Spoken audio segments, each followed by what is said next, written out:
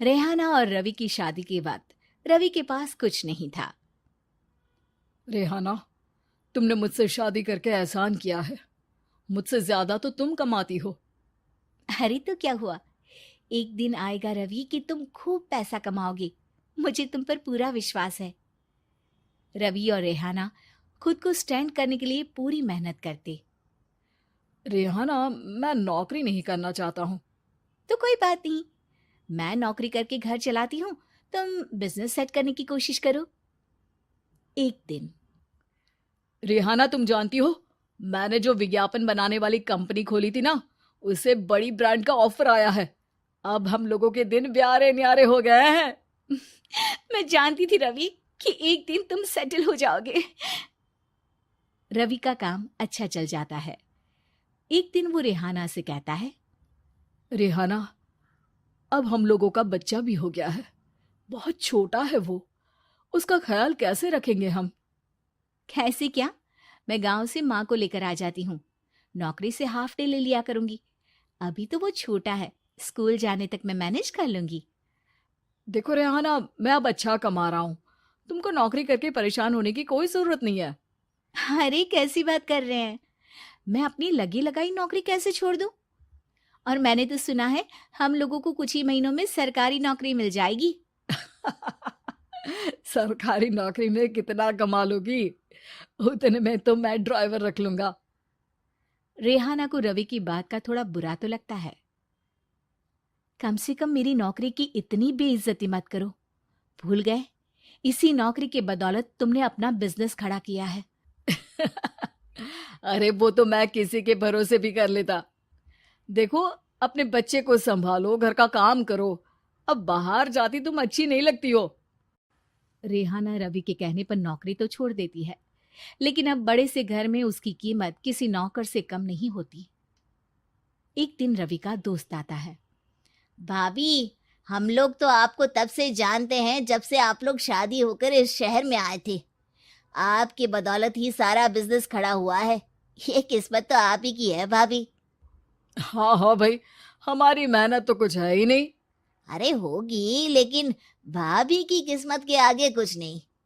दोस्त वहां से चला जाता है, लेकिन रवि का गुस्सा सातवें आसमान में होता है।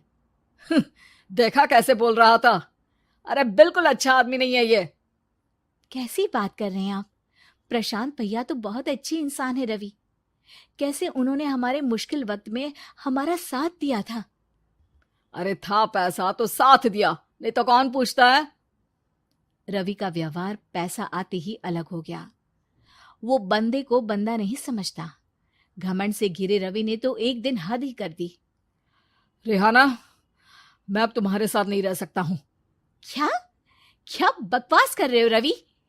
क्या कहना चाहते हो? और क्यों नहीं रह सकते तुम मेरे साथ?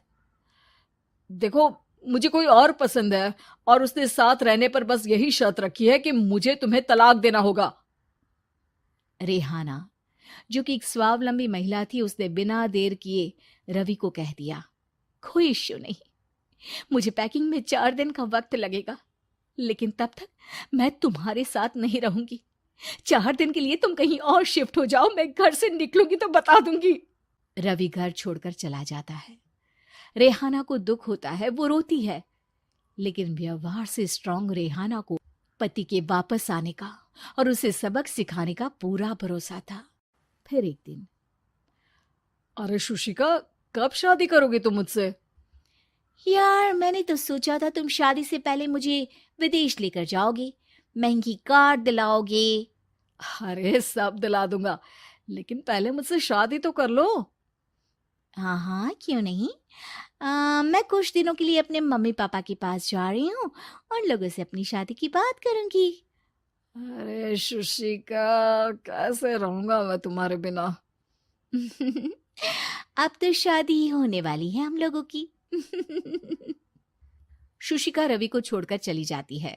रवि घर आता है, जहां रेहाना को ना पाकर उसे सब अजीब लगता है। घर तो रेहाना के बिना कुछ नहीं है। बच्चे की याद भी आ रही है। चलो एक वीडियो कॉल कर लेता हूँ। रवि रेहाना को वीडियो कॉल करता है, लेकिन रेहाना फोन नहीं उठाती। रात को सोते वक्त मन कर रहा है मुन्ने को गले लगा लूं। चलो कोई ना, शुशिका से शादी के बाद मेरे और भी बच्चे होंगे। अगले दिन रवि ऑफिस जाता है, जहां टीना खड़ी होती है। सर, आपने अपने नए ऐड के लिए मॉडल की रिक्वायरमेंट डाली थी ना, मैं उसी के लिए आई हूँ। रवि टीना को देखकर खुश हो जाता है। अब शादी हो गई है तुम्हारी?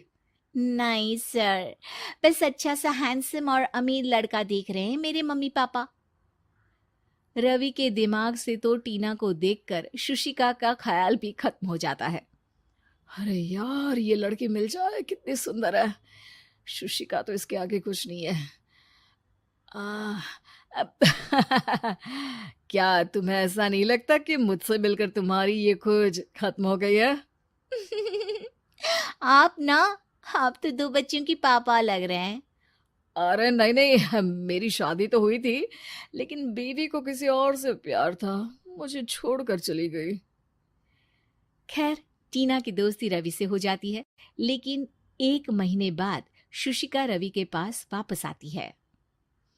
मेरे मम्मी पापा तुमसे मिलना चाहते हैं, लेकिन उन लोगों को ये मत बताना कि तुम पहले से शादीशुदा हो, और हाँ, शादी से पहले अपनी सारी प्रॉपर्टी तुमको मेरे नाम करनी होगी। अरे पागल, अब मैं तुमसे शादी ही नहीं करना चाहता। भला ऐसी लालची औरत से कौन शादी करेगा?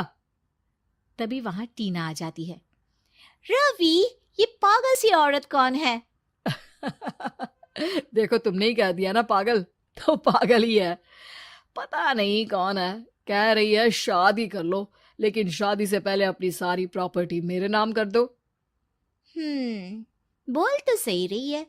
वैसे तुम जानती हो, मेरी एक सहेली है, उसके पति ने उसे पैसा आते ही छोड़ दिया, जबकि उसको खड़ा करने वाली ही मेरी सहेली थी। और मुझे भी भरोसा नहीं है। अगर मैं भी तुमसे शादी करूंगी तो तभी जब तुम मेरे नाम अपनी सारी प्रॉपर्टी कर दोगे। अरे हाँ हाँ, क्यों नहीं, बिल्कुल कर दूंगा। रवि और टीना की शादी की तारीख तय हो जाती है। वो अपनी सारी प्रॉपर्टी के कागज लेकर शादी वाली जगह पर पहुंचता है, लेकिन वहां टीना आती नहीं। रवि टीना को मैसेज करता है। कहाँ हो? सॉरी, मैं तुमसे शादी नहीं कर सकती, मुझे तुमसे भी ज्यादा पैसे वाला मिल गया। रवि को गुस्सा आ जाता है। वो गुस्से से सारा डेकोरेशन तोड़ रहा होता है कि वहां रेहाना आ जाती है।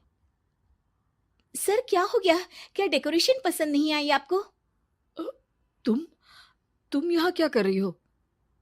मैं यहाँ की डेकोरेटर हूँ। क्या आपको पसंद नहीं आई यहाँ की सजावट? रवि दौड़कर रेहाना के गले लग जाता है। मुझे माफ कर दो रेहाना। रवि रेहाना के गले लग जाता है और रेहाना टीना को थैंक्स का मैसेज करती है।